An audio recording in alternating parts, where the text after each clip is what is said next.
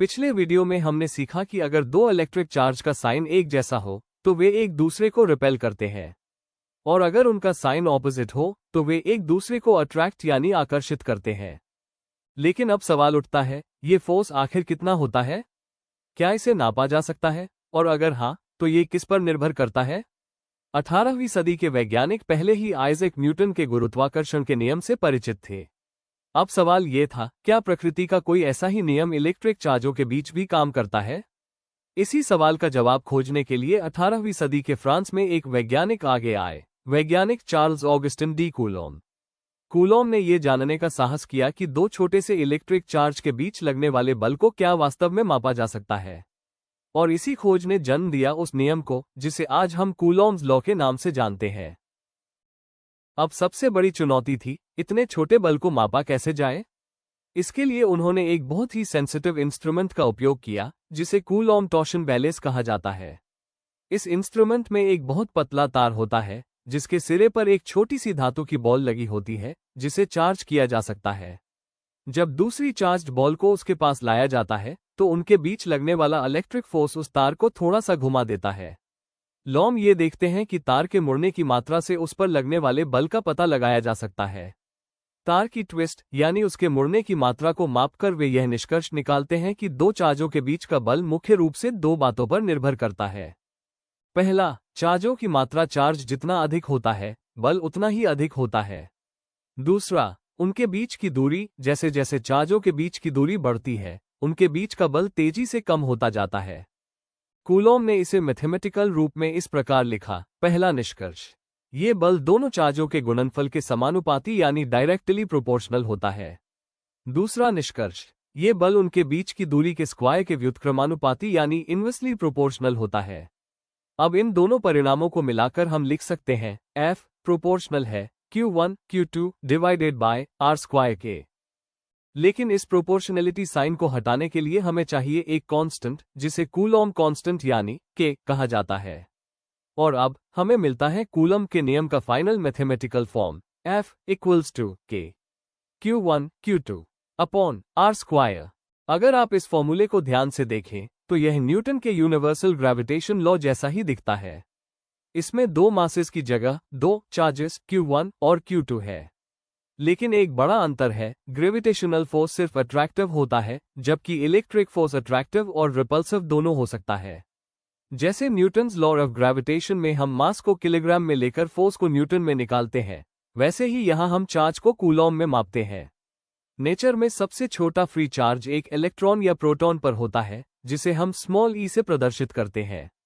इस छोटे से चार्ज का मैग्नीट्यूड होता है 1.6 into 10 to the power -19 coulomb. Coulomb SI system में इलेक्ट्रिक करंट की मदद से डिफाइन किया जाता है और इस यूनिट का नाम कूलॉम के सम्मान में रखा गया है।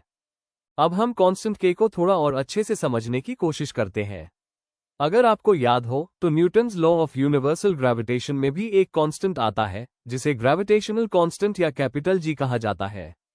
इसकी वैल्यू लगभग 6.67 इंटू 10 टू द पावर -11 होती है, जबकि कांस्टेंट K की वैल्यू होती है 9 into 10 to the power 9 newton metre square पर कूलम स्क्वायर। अगर आप इन दोनों वैल्यूज को कंपेयर करें तो पाएंगे कि K की वैल्यू G से बहुत ज्यादा बड़ी है। इसी कारण इलेक्ट्रिक फोर्स ग्रेविटेशनल फोर्स की तुलना में बहुत ज्यादा स्ट्रॉन्ग होता है। चलिए इसे एक ऐसे उदाहरण से समझते हैं जो हम सबने बचपन में कभी न कभी किया है। एक कोम यानी कंघी लीजिए और उसे अपने बालों पर रगड़िए। अब जैसे ही आप उसे छोटे छोटे पेपर पीसेस के पास ले जाते हैं, वे टुकड़े मानो नाचते हुए कंघी से चिपक जाते हैं। लेकिन क्या आपने कभी सोचा है कि उस समय बैकग्राउंड में कितनी बड़ी जंग चल रही होती है? एक तरफ है हमारी पूरी अर्थ जिसका मास लगभग 6 times 10 to the power of 24 kilogram है। इतनी विशाल पृथ्वी अपनी ग्रेविटी से उन कागज के टुकड़ों को लगातार नीचे खींच रही होती है। और दूसरी तरफ है आपका छोटा सा प्लास्टिक कोम जिसमें बस थोड़ा सा इलेक्ट्रिक चार्ज है। और हैरानी की बात देखिए, वो छोटा सा चार्ज उस छोटे कागज के टुकड़े पर ग्रेविटी के इफेक्ट को हरा देता है और उसे अपनी ओर खींच लेता है। इसका मतलब इलेक्ट्रिक फोर्स ग्रेविटेशनल फोर्स से कहीं ज्यादा स्ट्रॉन्ग होता है। ग्रेविटी को अपना असर दिखाने के लिए ग्रहों और तारों जैसे मैसिव ऑब्जेक्ट्स की जरूरत पड़ती है, जबकि इलेक्ट्रिक फोर्स छोटे से चार्ज में भी इतना दम रखता है कि चीजों को हिला सके। लेकिन एक और दिलचस्प अंतर है। ग्रेविटेशनल कांस्टेंट जी पूरे ब्रह्मांड में लगभग सेम रहता है, यह मीडियम बदलने से नहीं बदलता। लेकिन कांस्टेंट के मीडियम के साथ बदल सकता है। दरअसल के को हम एक और फंडामेंटल कांस्टेंट एप्सिलॉन नॉट की मदद से लिख सकते हैं। एप्सिलॉन नॉट को परमिटिविटी ऑफ फ्री स्पेस कहा जाता है। एप्सिलॉन नॉट हमें यह बताता है कि खाली स्पेस इलेक्ट्रिक फोर्स को कितनी आसानी से गुजरने देता है। इसकी वैल्यू लगभग 8.85 इंटू 10⁻⁻12 होती है। लेकिन क्या होगा अगर हम इन चार्जेस को वैक्यूम से निकालकर वाटर या ग्लास जैसे किसी मीडियम में रख दें? यहीं पर एंट्री होती है एप्सिलॉन की, जिसे हम परमिटिविटी कहते हैं। वैक्यूम के लिए हम एप्सिलॉन नॉट यूज करते हैं, लेकिन किसी भी मीडियम में के लिए हम एप्सिलॉन यानी epsilon R into epsilon naught प्रयोग करते हैं। यहां एप्सिलॉन आर को हम रिलेटिव परमिटिविटी या डाइलेक्ट्रिक कांस्टेंट भी कहते हैं। अब हमारा कूलम का नियम थोड़ा बदल जाता है। एप्सिलॉन आर डिनोमिनेटर में आ जाता है, जिसका मतलब है एप्सिलॉन आर जितना बड़ा होगा, चार्जेस के बीच का फोर्स उतना ही वीक हो जाएगा। वैक्यूम के लिए एप्सिलॉन आर की वैल्यू 1 है, इसलिए वहां फोर्स सबसे ज्यादा होता है।